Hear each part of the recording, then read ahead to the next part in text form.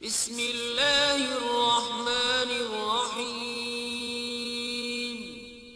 शुरू अल्लाह के नाम से जो बड़ा मेहरबान निहायत रहम वाला है।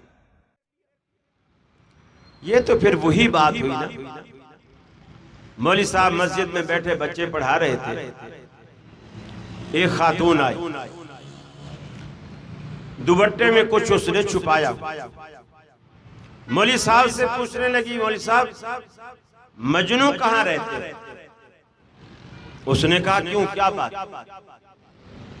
उसने कहा उसकी लैला ने अपने हाथों से खीर बना के भेजी है और वो मजनू को देनी। तो कहने लगे मैं तुम्हें मजनू नजर नहीं आता क्या? मैं ही तो मजनू। उसने वो तो नहीं पहचानती, उसने खीर का प्याला आगे रख खा गए। अब तो रोजाना वो पूछती भी नहीं थी क्योंकि उसको पता चल गया ये मजनू। रोजाना आती, खीर का प्याला रखती, ये खाली करते, वो लेके चली जाती। 15-20 दिन, महीना हो गया। मौलवी साहब की तो जाहिर बात है गर्दन, रोज खीर मिलने लगी तो गर्दन वाकई मोटी हो गई, ऊपर का बटन भी खोलना पड़ा उसको। अब महीने बाद जब वो आई तो मौलवी साहब के आगे खाली प्याला रखा, उसमें खीर नहीं।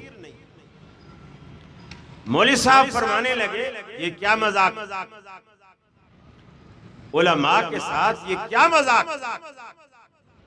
उसने कहा जान की अमान पाऊं तो कुछ अर्ज करूं, मैं मजाक नहीं कर रही।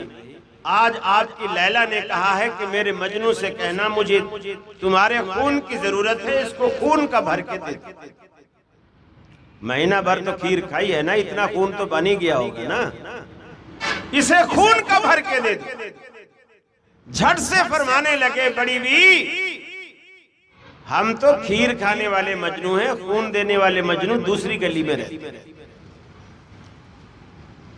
हर चीज खत्म, तीजा, 40वां, कुल खानी, कुरान खानी, बकर खानी, सब कुछ तुम्हारी।